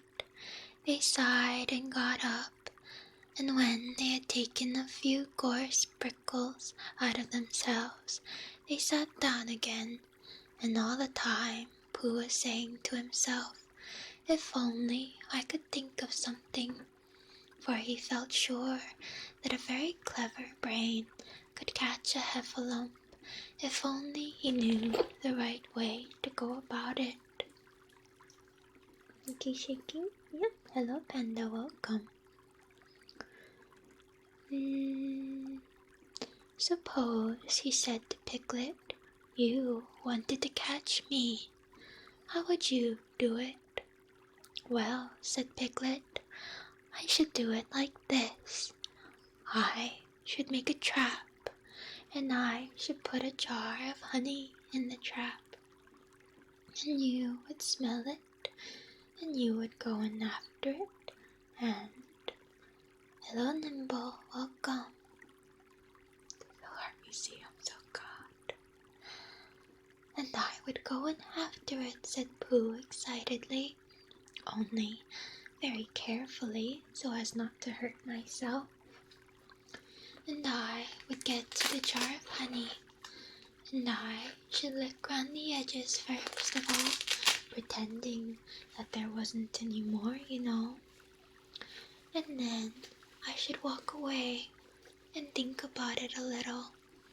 And then I should come back and start licking in the middle of the jar. And then, yes, well, never mind about that. There you would be, and there I should catch you. Now, the first thing to think of is, what do heffalumps like? I should think acorns, shouldn't you? We'll get a lot of. I say, wake up, Pooh.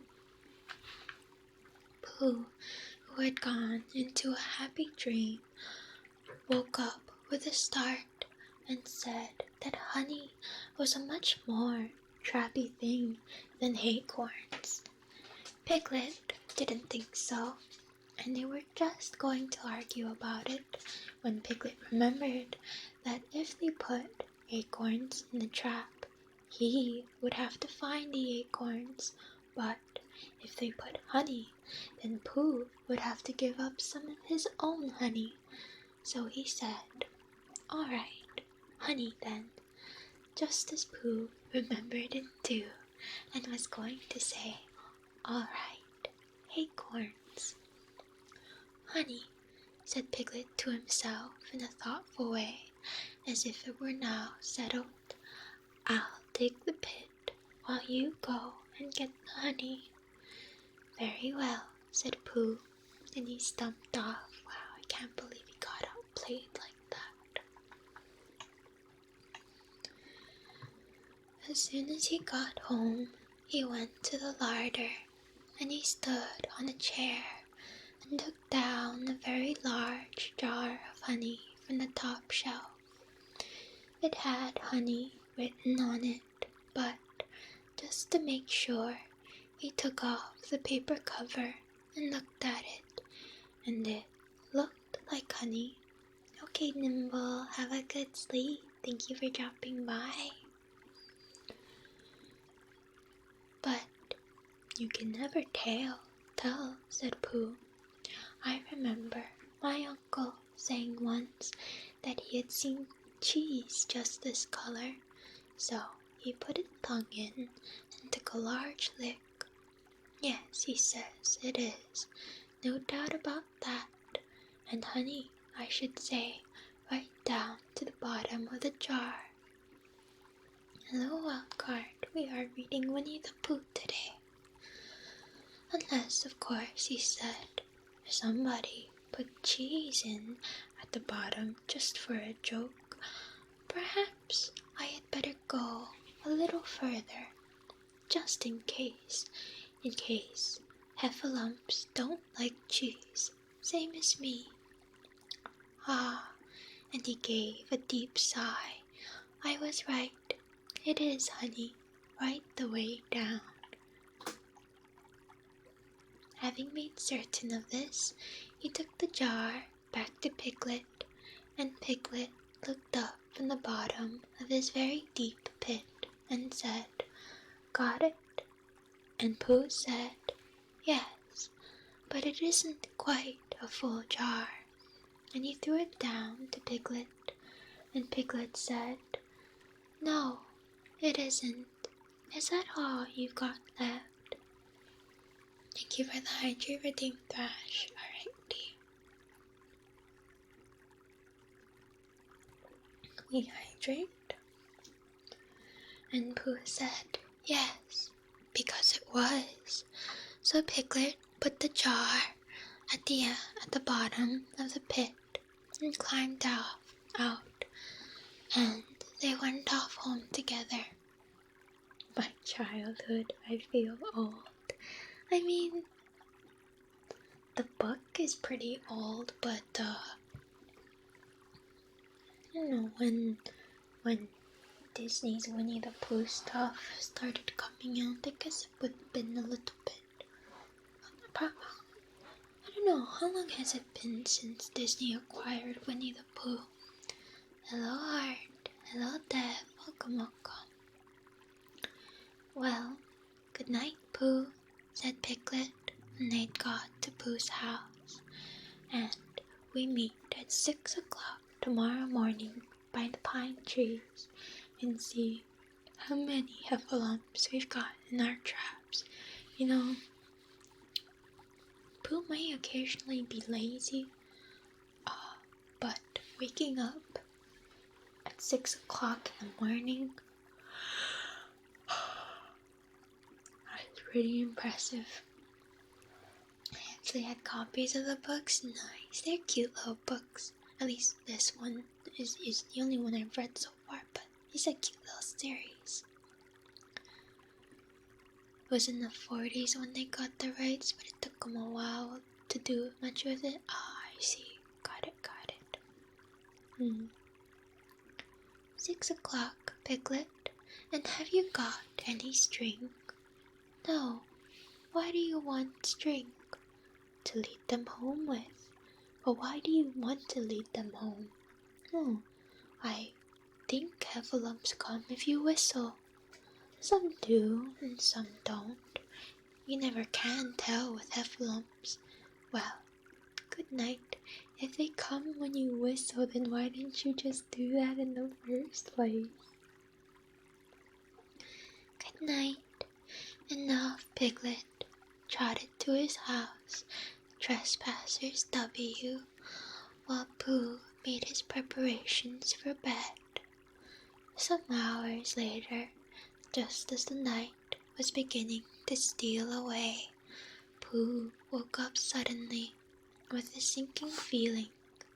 He had that sinking feeling before, and he knew what it meant. He was hungry. So he went to the attic, or to the larder, and he stood on a chair and reached up to the top shelf and found nothing. That's funny, he thought. I know I had a jar of honey there, a full jar, full of honey, right up to the top, and it had honey written on it, so that I should know it was honey. That's very funny. Oh, Disney got it in the 60s. Oh, okay. That sounds more rightish. I don't remember ever seeing like any really early Winnie the Pooh Disney stuff. It makes sense. And then he began to wander up and down, wondering where it was, and murmured to himself like this. It's very, very funny, 'cause I know I had some honey, 'cause it had a label on saying honey. A galoshes full of pot too, and I don't know where it's got to. No, I don't know where it's gone. Well, it's funny. He had murmured this to himself 3 times in a singing sort of way, when suddenly he remembered he had put it into the cunning trap to catch the heffalump. Bother, said Pooh. It all comes of trying to be kind to heffalumps, and he got back to bed. Are they now trying to teach us that being kind is a bad thing? But he couldn't sleep. The more he tried to sleep, the more he couldn't. He tried counting sheep, which is sometimes a good way of getting to sleep. And as that was no good. He tried counting heffalumps, and that was worse, because every heffalump that he counted was making straight for a pot of Pooh's honey and eating it all. For some minutes he lay there miserably, but when the 587th heffalump was licking its jaws and saying to itself, "Very good, honey this. I don't know when I've tasted better," Pooh could bear it no longer. He jumped out of bed, he ran out of the house, and he ran straight to the 6 pine trees. Kindness is weakness. I don't speak English, but this is very relaxing. I'm glad it's relaxing, Alan. Yeah, I know I listen to Japanese and Korean ASMR, and I don't understand much of it, but it is still very comfy. Let's see. Yeah, Pooh doesn't need kindness, he just needs honey.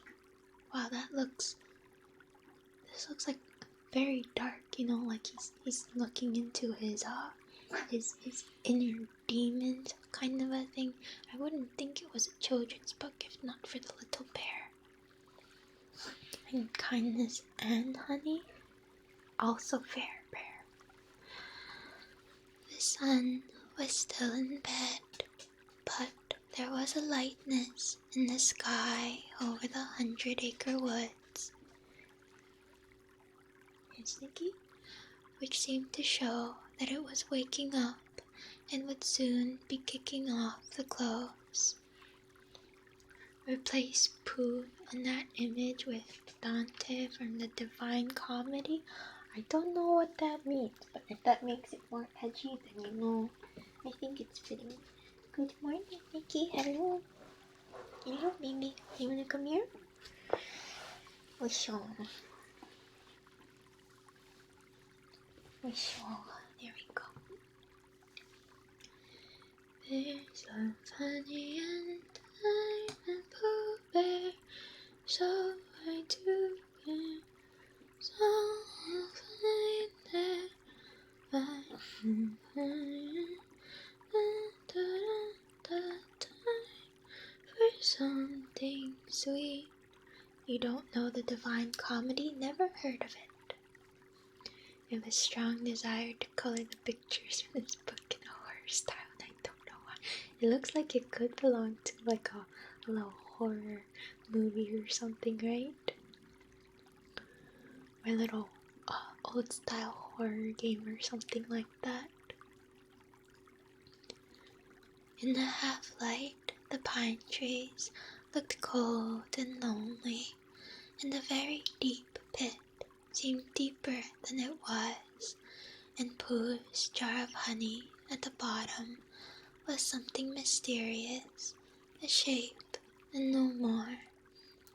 I have not watched over the garden wall, mashing pumpkins. It's public domain.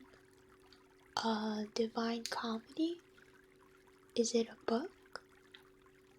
I've really never heard of it before. Oh wait, I understand now. Shara was saying that the Winnie-the-Pooh book is public domain now, and so you're free to color it. Yes.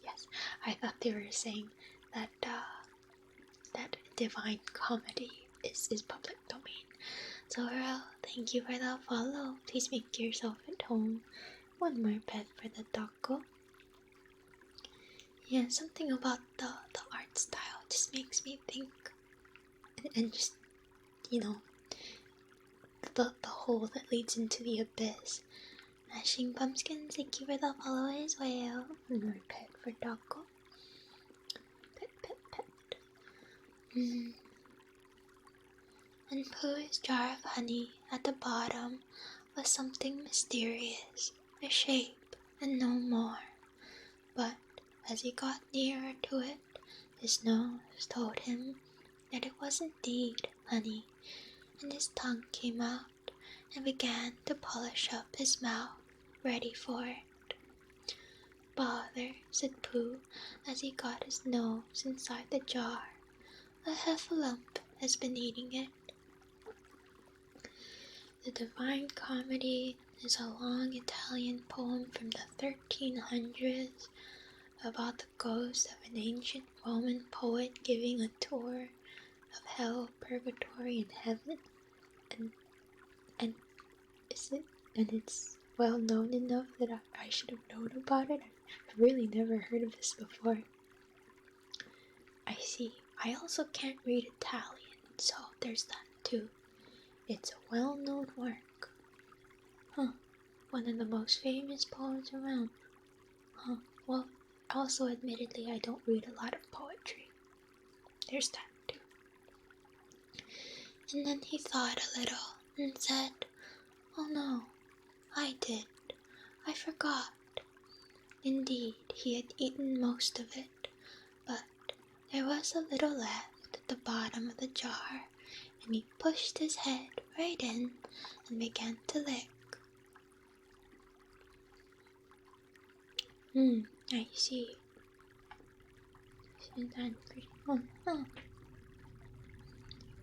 It's Christian fan fiction. I see. Got it. By and by, Piglet woke up. As soon as he woke, he said to himself, "Oh." Then he said bravely, "Yes." And then, still more bravely, "Quite so."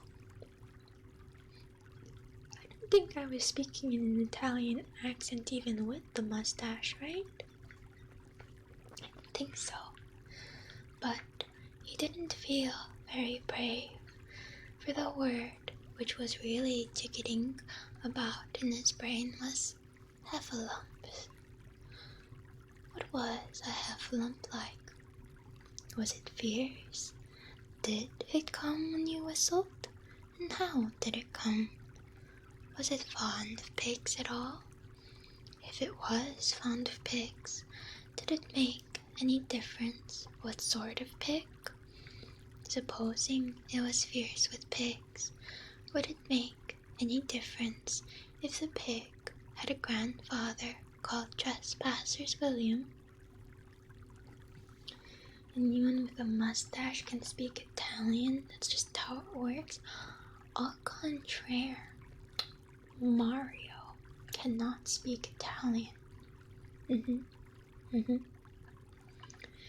mean, I know there's that, what was that book? There's a book. There's like a book about Satan or something like that. That was really popular. Paradise Lost, was it? That was basically Christian fanfiction too.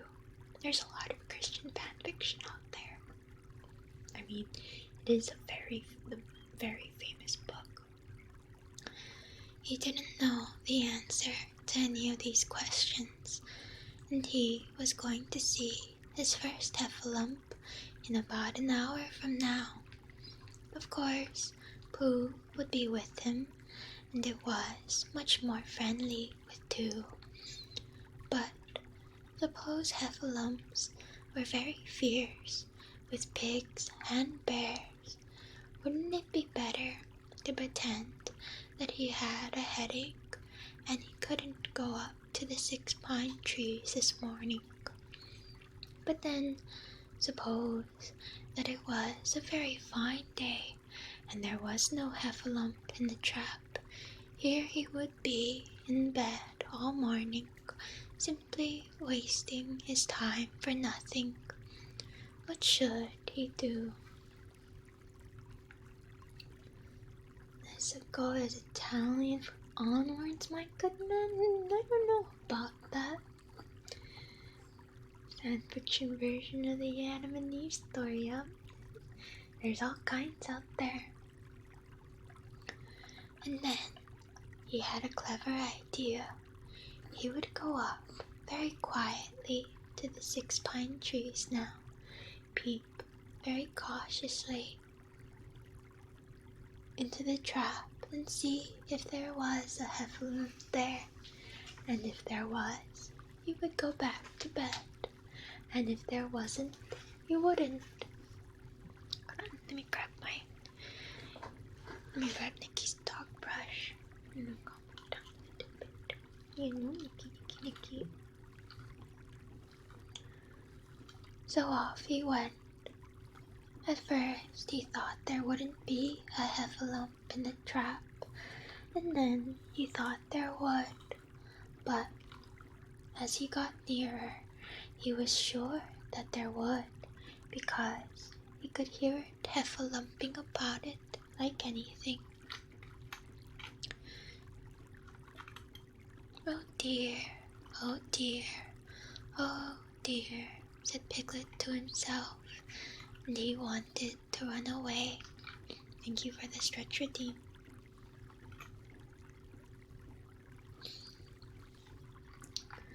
But somehow, having got so near, he felt that he must see just what a heffalump was like. So he crept to the side of the trap and looked in. And all the time, Winnie-the-Pooh had been trying to get the honey jar off his head. Poor cute, thank you for the follow. Please make yourself at home. Give the boy pet. Thanks for your follow. The more he shook it, the more tightly it stuck.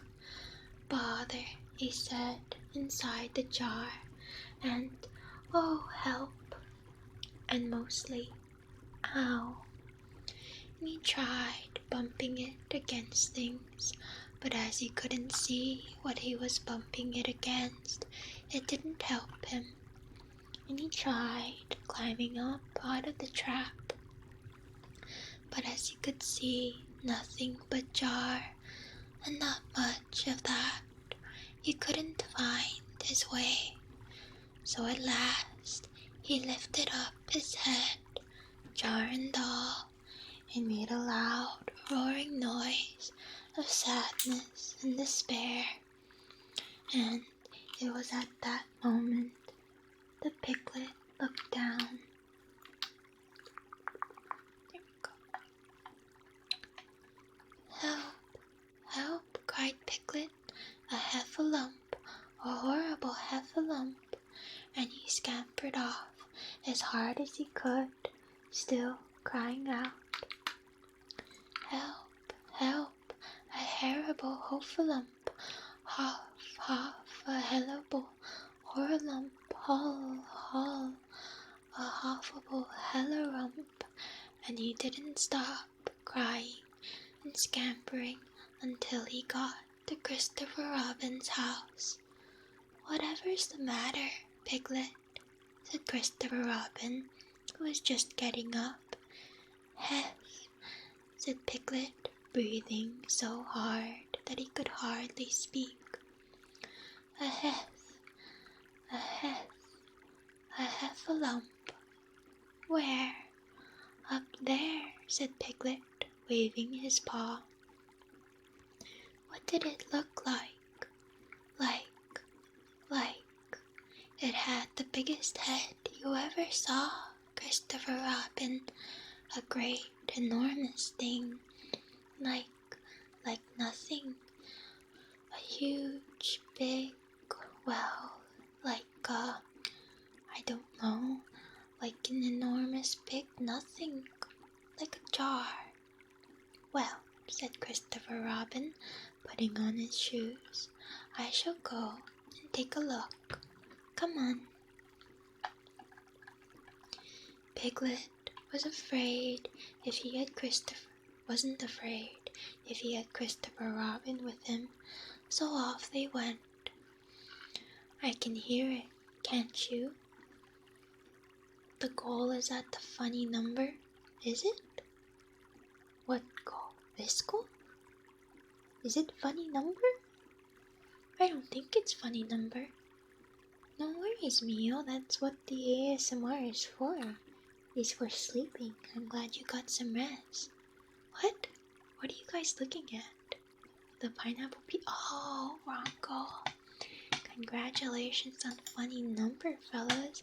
I guess that means we we never have to um we never have to donate more, right? We can just keep the funny number forever, right? Right.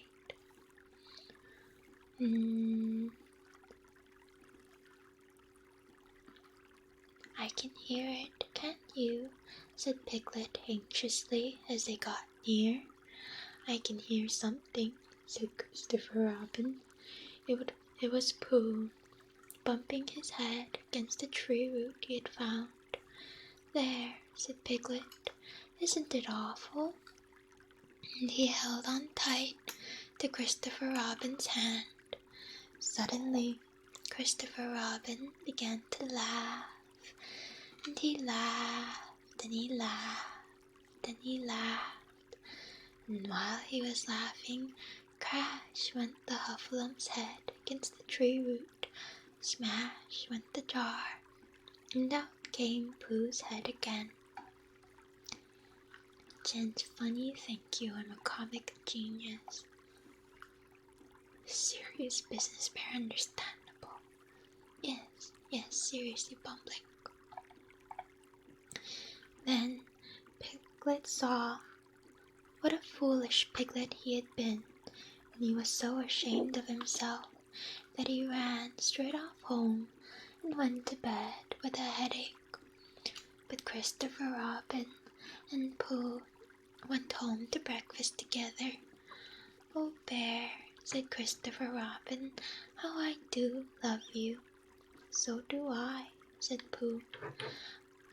I can't believe that, Piglet just ran home ashamed and they just let him. Poor thing. I want to see your best Herlock Sholmes impression when you do the pineapple pizza stream. I promise nothing except eating pineapple pizza. What exactly would he do? Alrighty. Chapter 6, I think that's chapter 6, in which Eeyore has a birthday and gets 2 whole presents. Wow, that's crazy. I think we're going to have to leave that for next time, however, because it is very late, and I do have work in the morning. Alrighty. Let's see, who shall we rate today? Nice, thank you.